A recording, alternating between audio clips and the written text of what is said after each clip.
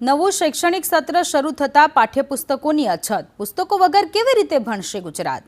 રાજકોટમાં પુસ્તકો સ્ટેશનરીની દુકાનો સુધી ન પહોંચી શક્યા. પાઠ્યપુસ્તકોની અછતથી વિદ્યાર્થીઓ અને વાલીઓ હવે મૂંઝવણમાં મુકાઈ ગયા છે.